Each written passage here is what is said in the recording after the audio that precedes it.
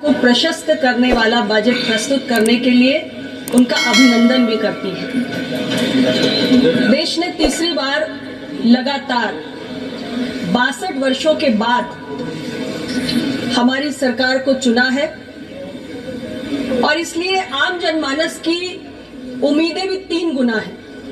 माननीय वित्त मंत्री जी को मैं बधाई देना चाहती हूं कि इस देश को इस तीसरे कार्यकाल में जनता की उम्मीदों को पूरा करने के लिए 3 गुना तेज गति से काम करने वाला बजट उन्होंने देश को सौंपा है। हालांकि सभापति महोदय, मेरे विपक्ष के मित्रों ने कहा कि ये कुर्सी बचाओ बजट है, ये एनडीए का बजट है, ये भारत का बजट नहीं है। मैं अपने विपक्ष के मित्रों को कहना चाहती हूं कि ये एनडीए का बजट है और ये भारत का बजट है, क्योंकि भारत ने एनडीए को चुना है, आपको नहीं चुना है। और भारत ने एनडीए को तीसरी बार लगातार चुना है और इसलिए चुना है because NDA is of the people, by the people and for the people of Bharat.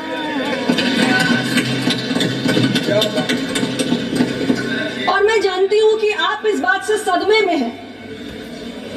आपने बहुत सारी अफवाहें फैलाई, बहुत सारा भ्रम फैलाया, लेकिन फिर भी तीसरी बार देश ने मोदी जी के नेतृत्व पर ही मोहर लगाई है और एनडीए को ही चुना है। तो अब आप ये मान लो कि एनडीए का बजट भारत का बजट है।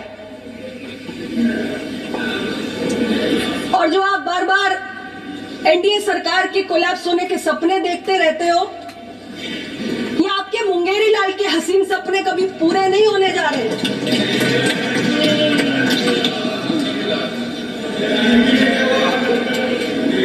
हमारी सरकार पूरे 5 साल चलेगी और 3 गुना तेज गति से अपने तीसरे कार्यकाल में अपने सारे कमिटमेंट पूरा करेगी, जो वादे हमने देश से किए हैं। सभापति महोदय, मैंने अभी माननीय एलओपी का भाषण सुना, मुझे लगा बजट भाषण होगा।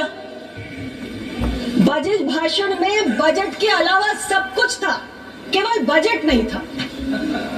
यानी बजट के हलवा सेरेमनी का चित्र भी था, उसका भी उल्लेख था, कास्ट सेंसस का भी उल्लेख था, सब कुछ था, बस बजट नहीं था। मैं एलओपी को सिर्फ इतना ही कहना चाहती हूं, मेरे विपक्ष के मित्रों को भी, कि देश में तो अभी बजट पे ही बात करूंगी, आप सुन तो लो, बिल्कुल सुनिए, अभी आप धैर्य रखिए, मैं सब बात का जवाब दूंगी। सभापति महोदय, देश में सबसे लंबे समय तक कांग्रेस और यूपीए की सरकार रही है और अगर अपने कार्यकाल में आपने बजट की हलवा सेरेमनी के चित्र की कमियों की चिंता की होती या कास्ट सेंसस की चिंता की होती, तो आज जो आप कह रहे हैं इस देश के एससी, एसटी, ओबीसी को आपकी चिंता जायज नजर आती।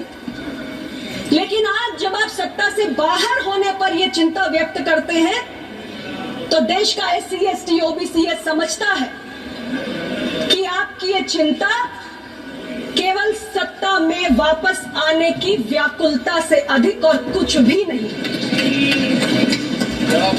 और अब मैं बजट पे आती हूँ अध्यक्ष महोदय।